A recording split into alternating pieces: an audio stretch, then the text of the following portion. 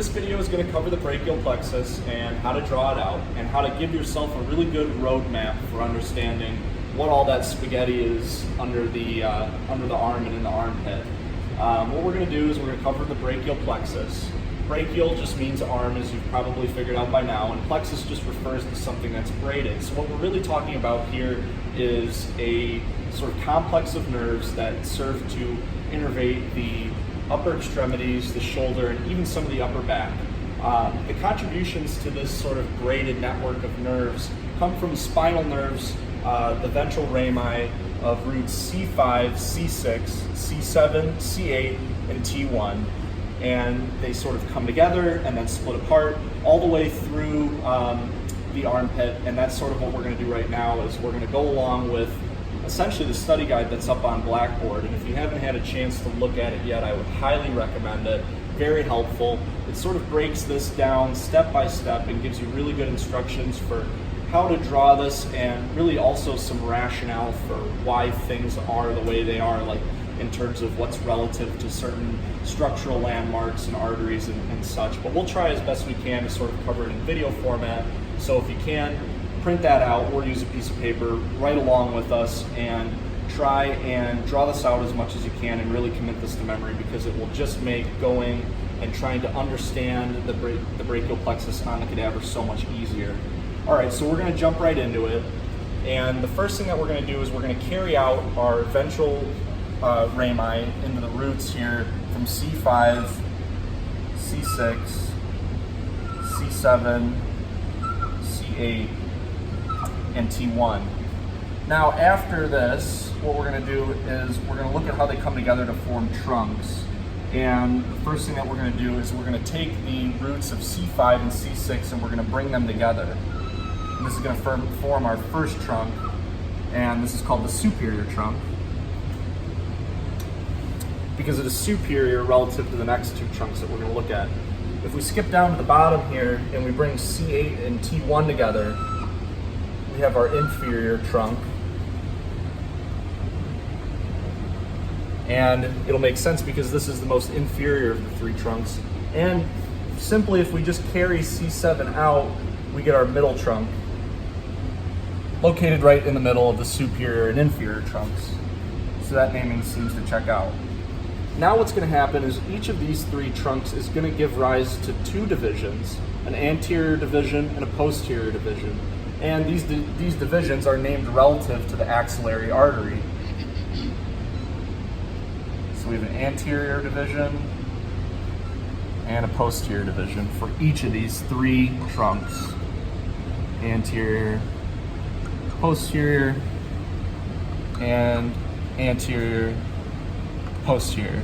Now, if you've sort of skipped ahead and you've seen some of this in its entirety before, you'll notice that we've left out a couple of nerves at the beginning here. We're going to come back and draw those in after we've carried this out all the way to the terminal branches. And we'll place those in here last. But next what we're going to do is we're going to look at the terminal branches, and before we get there we have to go through the cords. And when we look at the terminal branching of the brachial plexus, at least for our purposes, we're going to look at it in terms of this sort of framework. We call it a 5-2-2 branching pattern, and that will make sense in just a second here. The first thing that we're going to do here now when we're looking at our divisions is we're going to take all the posterior divisions and we're going to bring them in together to create one single cord. So if we carry out the posterior division of the middle trunk, as well as the posterior division of the superior trunk and the posterior division of the inferior trunk, this gives rise to a cord that we're going to call the posterior cord. And similar to how the trunks were named, the cords are also named in accordance to where they are positioned relative to the axillary artery. This posterior cord, if we carry it out, is going to give us 5 branches. So we'll do this in a different color here. So what we'll have is, let's do that in purple. Posterior cord gives rise to the radial nerve, as well as the axillary nerve. And I'm drawing this in a loop because when you get to the cadaver, you'll see that the axillary nerve characteristically forms a sort of loop, sort of diving back into the shoulder, back into the axilla or the armpit. Now back here, what we'll also see are 3 branches. We have our upper subscapular nerve, our middle subscapular nerve, but we commonly call it our thoracodorsal nerve, and then our lower subscapular nerve. And those are the 5 branches of your posterior cord. Now, if we carry out the anterior divisions of the superior and middle trunks, what will form is another cord. This cord is lateral to the axillary artery, so we're going to go ahead and name this the lateral cord. And judging by our 5-2-2 branching pattern, we can suspect that we're going to look at 2 branches of the lateral cord. We're going to do those in red. So if we look at our terminal branches here, this is 2, we're going to see that the lateral cord gives rise to the musculocutaneous nerve, as well as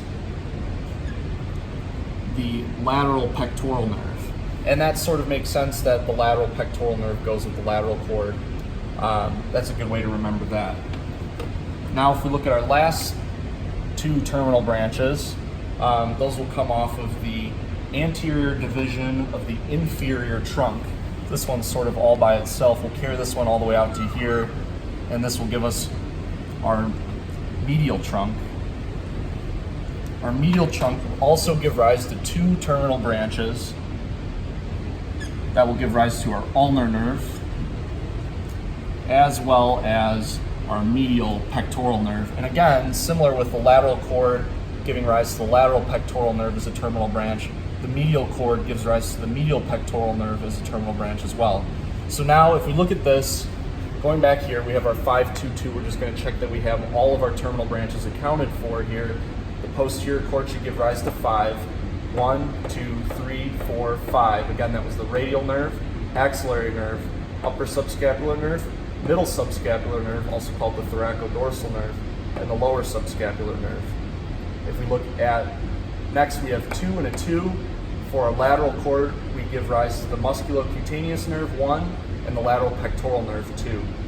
And if we look down here at our medial cord, we give rise to 2 terminal branches, our ulnar nerve, as well as our medial pectoral nerve. So that sort of checks out with that 5-2-2 branching pattern. Now we've gotten this far, we're not quite done yet. We have to add in a few more nerves. First, coming off the superior trunk here is the suprascapular nerve.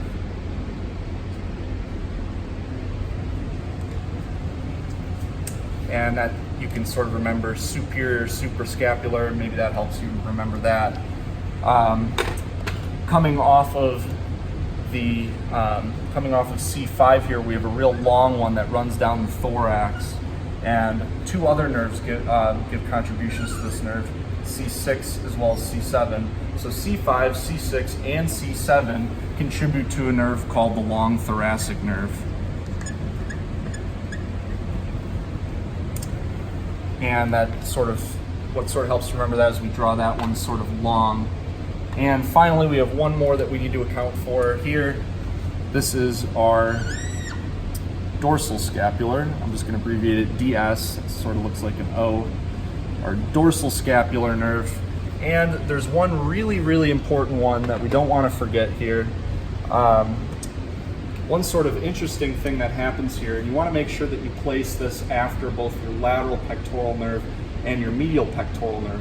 But both the medial cord and the lateral cord give rise to one more important nerve. We're going to do this in a different color. We're going to do this in orange so it's a little bit easier to see. They give sort of this M shape, and it's very characteristic of the brachial plexus. You can see this sort of M shape in the axilla, and this can help you sort of orient yourself and figure out what you're looking at. But this gives rise to the median nerve. And one way you can sort of remember this M shape, first of all, it's sort of in an M, and you can take another color to sort of outline this. What haven't we used yet? We can use maybe a blue. Here's your M right here.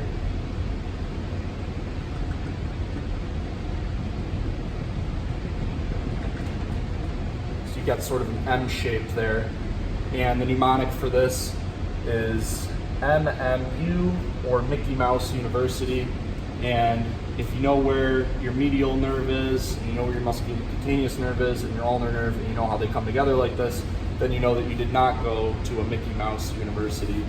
And that pretty much sums up what we're going to look at in terms of the brachial plexus. Again, draw this out, look at the study guide, and use this as sort of a roadmap to help you understand what's going on in the armpits, so that hopefully it doesn't look like a big bowl of spaghetti. You can start to sort of make sense of all the nerves, that braided network of nerves that innervate the arm and some other structures. That's the brachial plexus.